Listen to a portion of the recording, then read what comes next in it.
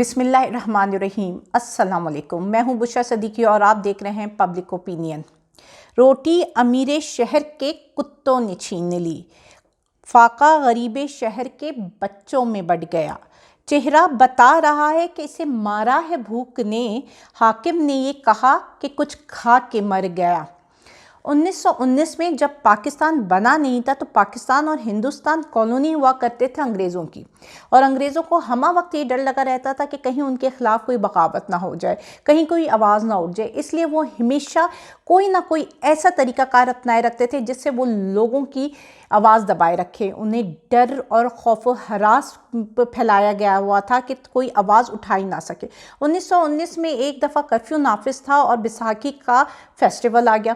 आपको पता है कि जो पंजाब है वो बहुत धूमधाम से बैसाखी का त्यौहार मनाता है। तो जब वो लोगों ने कर्फ्यू के ख़िलाफ़ जाकर जब वो त्यौहार मनाया तो उसकी उनको बहुत सख्त सज़ा मिली। उन पर तशद्दुद किया गया, उनको चुप कराया गया, उनको पब्लिकली ह्यूमिलेट किया गया। और यही अंग्रेज़ करता था। अंग्रेज़ किसी भी आवाज़ को उठने नहीं देता था, क्योंकि उसे हमेशा ये डर लगता था कि अगर ये आवाज़ उठ गई तो फिर अंग्रेज़ से ये टकराएगी और फिर अंग्रेज़ को हारना पड़ेगा, क्योंकि वो जानता था कि अवाम की ताकत सबसे बड़ी ताकत होती है। जिस दिन ये उठ जाए तो बड़े से बड़ा ताकतवर भी इसके सामने ठहर नहीं सकता। इसलिए वो हमेशा उसको दबाने की कोशिश करता था, हमेशा जुल्म और जबर का बाजार गर्म रखता था। जो भी आवाज़ उठाता था उसे तशद्दुद का निशाना बनाया जाता था, उसे पब्लिकली ह्यूमिलेट किया जाता था, उसकी कैरेक्टर असैसिनेशन की जाती थी। अंग्रेज़ हमेशा एक सुपरियॉरिटी कॉम्प्लेक्स में रहा, उसे हमेशा एक एहसास से बरतरी रहा, लेकिन बात वो हमेशा इक्वालिटी की करता था। बात वो हमेशा कहता था कि सब बराबर हैं, लेकिन हमेशा उसे एहसास से बरतरी ने जकड़ा रखा। और जब मैं ये सारी चीज़ें देखती हूँ तो मुझे लगता है कि शायद हम आज भी उसी कॉलोनियल सेटअप में जी रहे हैं।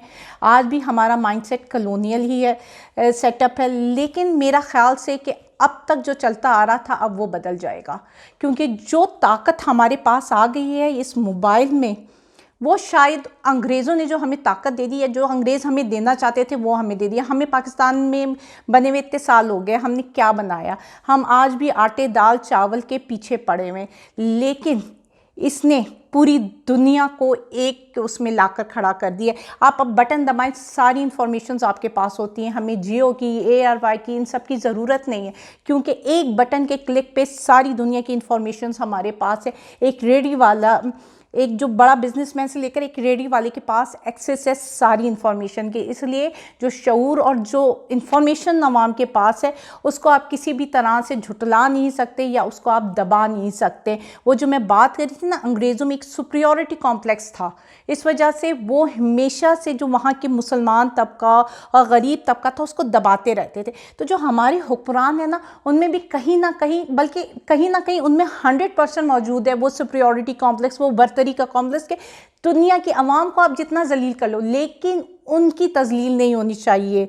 आप आवाम को गाली दे दो, आवाम पे तशद्दुद कर दो, उन पे सुई गैस, आंसू गैस बरसा दो, जो मर्ज़ी करना है आप कर लो, लेकिन उनकी अपनी तौहीन नहीं होनी चाहिए। अरे भाई, मुल्क में इतना बड़ा सानिया हो गया है, लेकिन क्या तौहीन बिलावल से बड़ा सानिया कोई हो सकता है?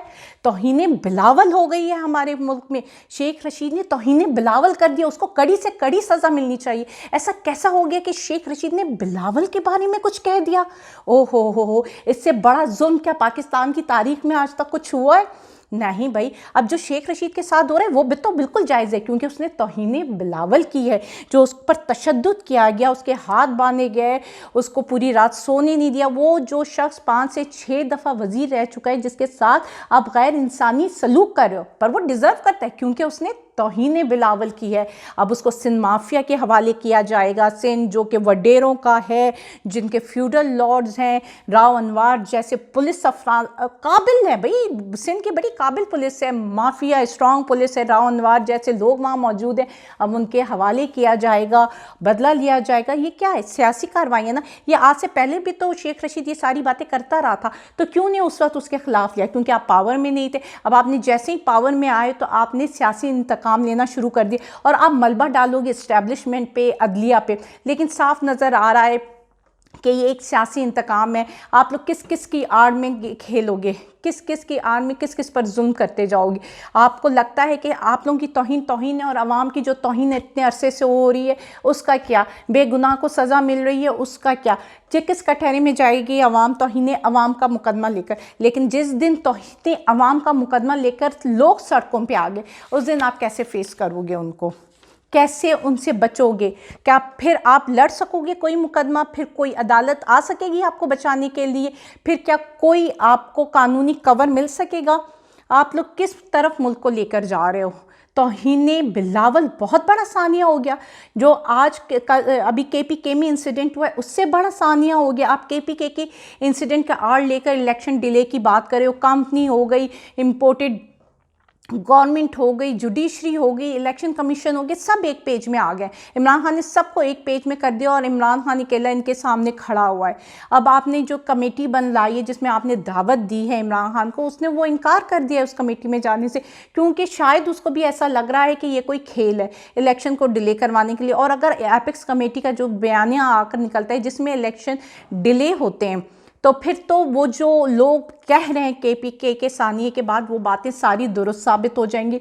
आप कहाँ तक लोगों के सामने खड़े हो सकोगे, आप कहाँ तक अपने नैरेटिव्स को डिफेंड कर सकोगे? इमरान खान का नैरेटिव तो 60 to 70% यूथ है जो उसको सपोर्ट कर रही है, उसके साथ वो यूथ खड़ी हुई है। बाकी आप सब बेशक जितने पेज में खड़े हो जाओ, अवाम उसके साथ खड़ी हुई है, अवाम उसके बयानिए को ओन कर रही है, उसको आगे लेकर चल रही है। और अभी अगर इलेक्शन डिले करवाते हो, 90 दिन के अंदर इलेक्शन नहीं होते, तो फिर आइन की पासदारी तो नहीं हुई, फिर आपके पास क्या जवाब रह जाएगा, आप क्या एक्सप्लेनेशन दोगे और आप कौन सी हुकूमत लेकर आओगे? और वही बात जो मैं बार बार कह रही हूँ, क्या जो भी आप हुकूमत लेकर आओगे अवाम उसको तस्लीम करेगी? क्या इलेक्शन के जाए बिना अवाम किसी भी सेटअप को तस्लीम करने के लिए तैयार होगी? आपको पता है कि आर्मी चीफ वहाँ के गया है KPK और वो वहाँ के लोगों से मिला है, तो लोगों ने उससे क्या बात की, वहाँ पे उसने क्या नारे सुने? पाकिस्तान जिंदाबाद के नारे सुने ना। उन्होंने यही डिमांड की ना कि हम अमन चाहते हैं, तो आप उनको अमन दे दो, क्योंकि जब लॉ एंड ऑर्डर हो, फ्रस्ट्रेशन हो, महंगाई हो और फिर अमन भी ना हो ना, तो लोग फिर ख़तरनाक हो जाते हैं। KPK के लोग हमसे बहुत मोहब्बत करते हैं, KPK के लोग पाकिस्तान से बहुत मोहब्बत करते हैं, वो पाकिस्तान की जान है, उनको ख़तरनाक ना बनने दीजिए। आप वो अमन की डिमांड, क्या गलत डिमांड है उनकी? अगर वो अमन चाह रहे हैं तो वो गलत चाह रहे हैं। क्या उनका खून नहीं पानी है? तो आप उनकी डिमांड्स को सुनिए और जो भी अमेंडमेंट्स की ज़रूरत है ना, आप पूरा जो भी आपका प्लान है या जो भी कुछ चल रहा है, प्लीज़ उसको रीस्टडी करें, उसको देखेंगे कहाँ कहाँ गलतियाँ हुई हैं। अवाम के सामने ज़्यादा देर तक कोई भी नहीं खड़ा हो सका। हाँ, ये अलग बात है कि ये अवाम सोती हुई अवाम है, ये अवाम बेहिस होती जा रही है, वो अपने आवाज़ और हक़ के लिए लड़ नहीं रहे। लेकिन जिस दिन ये अवाम बेहिसी की नींद से उठी ना, जिस दिन ये जागी ना, तो उस दिन ये काया पलट देगी। ये मुल्क इस अवाम का है, इसके लिए उन्होंने बहुत जाने दिए हैं। खुदारा इस मुल्क में अमन कायम कीजिए, इस मुल्क को इस तरह लेकर मत जाइएगा। और जो भी हालात पाकिस्तान में इलेक्शन के बिना बनेंगे ना, वो किसी भी तर्ज पे काबिल कबूल नहीं होंगे।